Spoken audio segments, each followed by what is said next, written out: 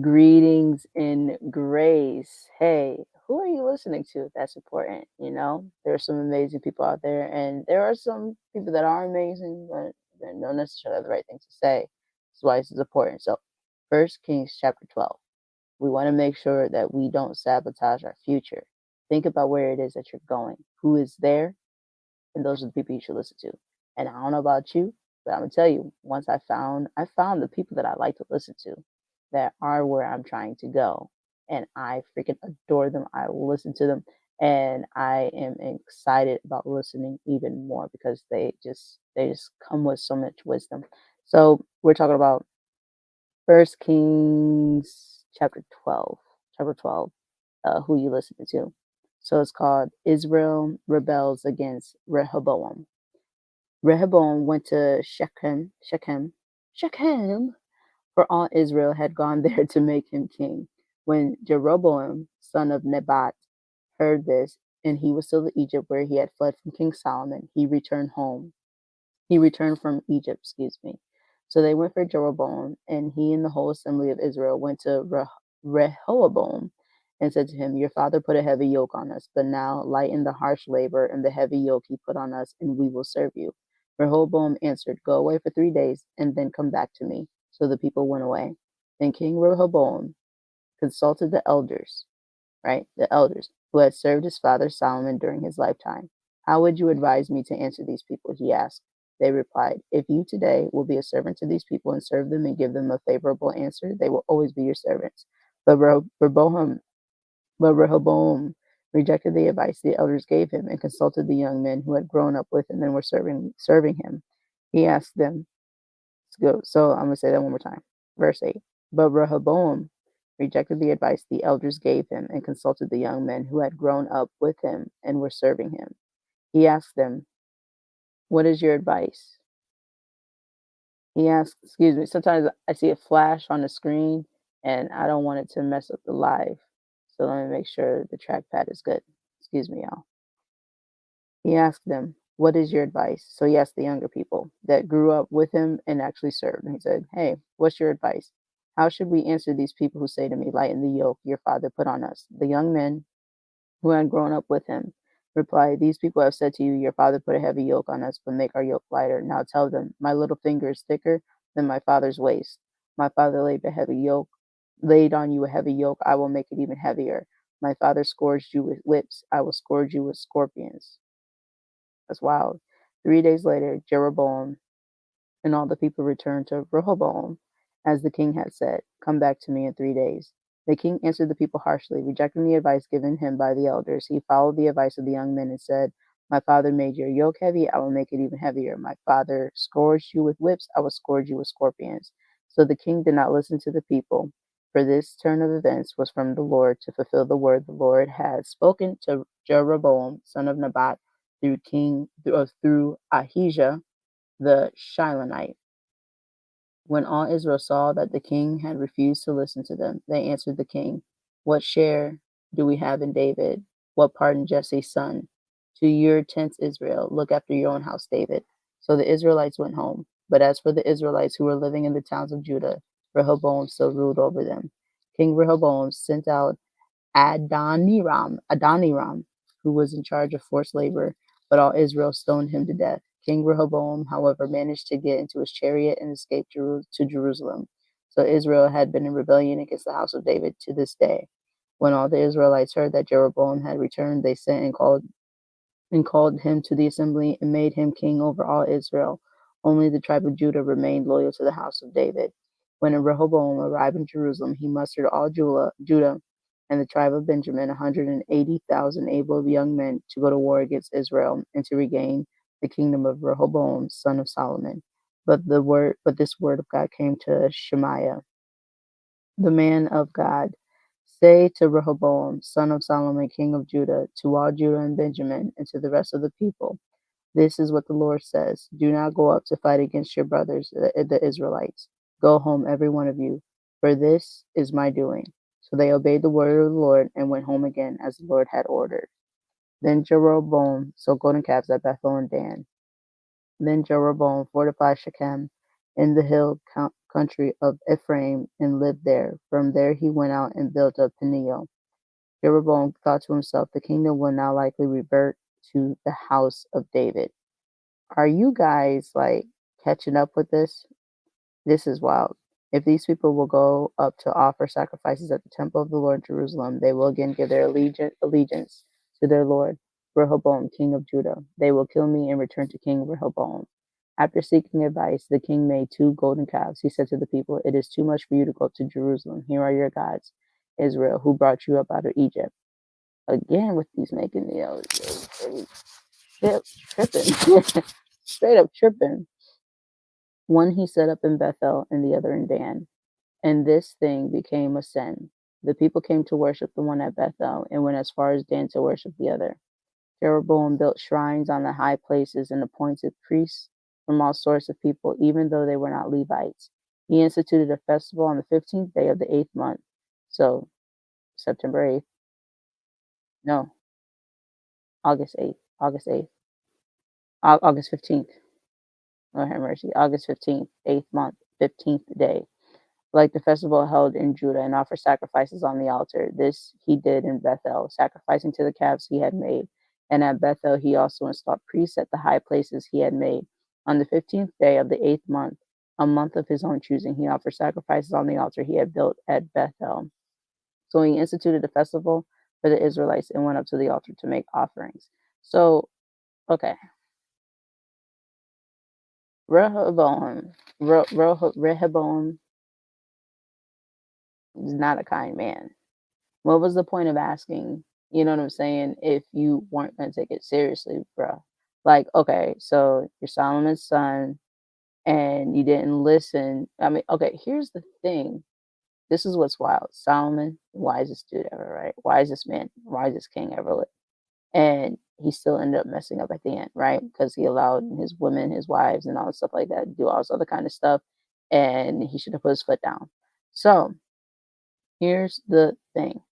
His son asked the servants of Solomon, right? His father, what should I do? I mean, the people literally said, hey, things have been heavy. Hey, if you make it lighter, we'll serve you. He said, come back in 3 days. He asked the elders. The elders said, make it lighter. In fact, serve them and they will serve you. Because let me tell you something, leadership is in fact service. You take care of the people that you're leading. When you take care of them, they take care of you. Look, that why was Emmanuel, Jesus the Christ, great? Because he literally served. He served love, miracles, healing, you know what I'm saying? And just peace. People complicate things and he just served. That I think that's so beautiful, you know what I'm saying? Prayed and meditated and served and Rehoboam rejected that joint. He said, nah, let me ask these cats that know me. And they said instead of being scourged with whips, scourge them with scorpions. That's crazy. So, Jesus.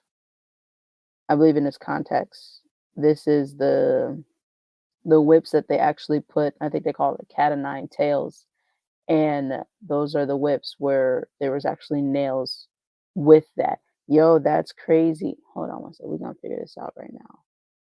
Mm, Scorpions in Hebrew. Oh, Jesus. First Kings 12, verse 14. All right. We finna look this joint up and I'm gonna share the screen. Okay, let's see. Okay, so we're sharing the screen.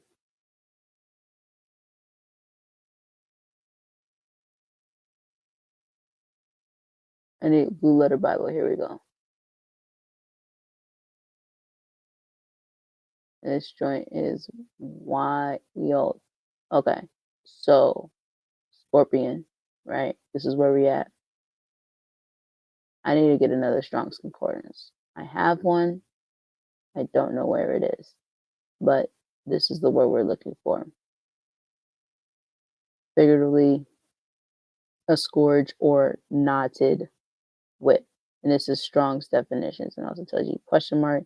Strong's definitions is a collection of the unique Greek and Hebrew words and their definitions from the Old and New Testament, organized by Dr. James Strong in 1890. So, by the way, this is an easier way, but this is one of the ways where you can actually get stronger and more accurate context because the scriptures were originally written in Hebrew, Greek, and Aramaic, and so being translated from those languages into Latin and then into English, of course, there's going to be a whole lot of different things, not just taken out of context. There's going to be some misspelled words. There's going to be some words missing. That's just the reality of the situation. Honestly, my theory is the best way to really understand the Bible in its context is to actually learn Hebrew, Greek, and Aramaic.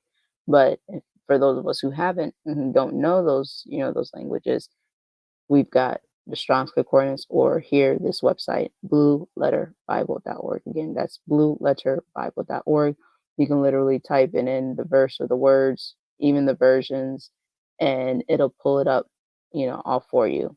And, I would highly recommend the verse and the word. You know what I'm saying? That way you can, because, like, for an example, the word love, there's multiple types of loves, there's multiple types of love, and it's mentioned all throughout the Bible. Unless you want to pull up every single mention of the word love in the Bible, you want to make sure you include the scripture reference, i.e., First Kings chapter 12, verse 14. And so this is the reality of it. And that's why it's a knotted whip. So, it's not a regular whip, but it's a knotted whip. Me personally, I'm against whips, you know what I'm saying, because of what happened to our people. Big time. Yeah, I'm definitely against whips. And, I've seen some things. So yeah, don't do that. And that's wild. A knotted whip, yo. Not cool. It's not cool. So of course there's other stuff, you could go ahead and take a look at these things, but that is that there. So what's interesting to me is I believe that the reason why they said that, the younger guys, right? The reason why they said that is because those things maybe have happened to them, and they want everybody else to suffer the way they suffered. And that's not the right mentality to have. That's not one of love, and that's not one of leadership. But if Rehoboam has been doing these things to them, you know what I'm saying, and this is all that they know, then that's what they honestly believe that leadership is, and that's horrible. That should not be the way. You should have listened to the elders. You take care of the people will take care of you. And the people literally said, "Hey, can you just lighten the load for us?" They literally said, "Lighten the load for us." Your father put, and this is verse 4, so verse 3, I will go there. So they sent for Jeroboam, and he came, and he and the whole assembly of Israel went to Rehoboam and said to him, "Your father put a heavy yoke on us, but now lighten the harsh labor and heavy yoke he put on us, and we will serve you." They didn't even ask for him to serve them. They said, "Just lighten it for us, make it easier." And he was like, "Deuces, I'm gonna make it even harder." I mean, that's kind of sadistic. Now, that's not kind of. That's definitely sadistic, and I think Rehoboam needs Jesus. And so, I just want to encourage you: don't sabotage your leadership, what God has called you to do, by listening to the wrong type of counsel. The young men, what they had to say had zero weight, had zero value in comparison to not just the elders, but also what the people literally asked. If you listen, people will tell you what it is that they're looking for. Some people are direct. Some people, yeah, you literally need to read in between the lines. And when you understand that, you will become a more and better effective leader. And then you can also even bring it to your elders or your wise counsel, the people that you're listening to, right? That you're learning from, that are where you are now, that have mastered what you desire to master. And they do it so eloquently, just beautifully. Those are the people, right? that will better guide you when you ask them the right questions. You show them the information, say, look, this is what's going on. This is what they've said. These are my thoughts. Am I right? Am I wrong? If so, if not, what do I need to do or how do I need to do it? Like, guys, I'm telling you this because these are things that I've done in different various aspects, whether it was leadership, whether it's just life decisions, things like that. And it's really helped me long term. And it's so much better. There's so much peace that comes with it. And I just want to encourage you to make sure you are weighing properly and counting the cost of what you're learning from and who you're listening to and what's being said. Those young guys, right? There was no worthy weight of being listened to, but the elders and the people, they had way more to offer and way more value, right? Young guys are gonna do whatever it is that he said. So what has he been saying? So that just goes to show that his leadership alone already wasn't good. If the people that were his servants said that and it was rude and it wasn't one of love. It was like make it heavier, make it harder, make it worse. What kind of leader is someone if the people that they have been leading would give that type of advice or that type of counsel? Some food for thought. So think differently. I just want to encourage you guys to think differently because everything is not black and white all the time. Some things, yeah, your principles are black and white, but the reality is there's a whole wide spectrum of colors. And consider each color a perspective, right? Each color, Roy G. Biv, black and white, all of the colors, they're one perspective and they represent one thing and then they represent another because that's the psychology of humanity, how we think, and then there's a sociology, how we act, our behaviors, our patterns, who we are, our emotions, all of these things, they make up everybody. And these are the things that make us beautiful, our individuality.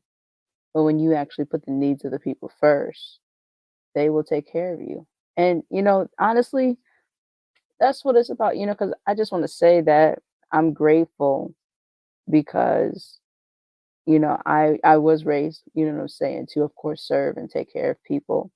And when I'm around the right people, right? And I just, I because I take care of the people that I love. What I'm saying? Like whatever I have, whatever I got, if you have my heart, what I'm saying? If I let you in like my inner stuff, like you got it. Whatever I got is yours. So it's like the people that you take care of when you're taking care of the right people and they know that you love them and they know that they love you or that they love you as well. That's what I'm saying, right? There's that beautiful, like just honest bond there. They will take care of you.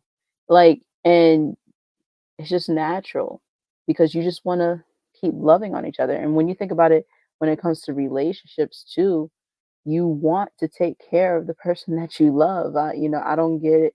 I don't get how, sometimes people get into relationships and you guys and people don't take care of one another. It's like love really is service. It's like, hey, baby, I love you. What you need today? You know what I'm saying? Y- Some people don't even know how to respond to that, and that just goes to show that a lot of people don't know what real love looks like or what service looks like. And I'm not saying like being somebody's slave. I'm saying when you love somebody, when you love what it is that you do, you take care of it. And that right there is a beautiful thing. So make sure you're listening to the right people, you're connecting with the right counsel. And yeah, yeah, just make sure you're doing that and know that if someone is under you, right, because they've been learning from you or they've been um, working for you or whatever, and their advice is not of love, that's a reflection of your leadership. So this is truth, tough love. Take it how you want, but be encouraged to look within and lead better.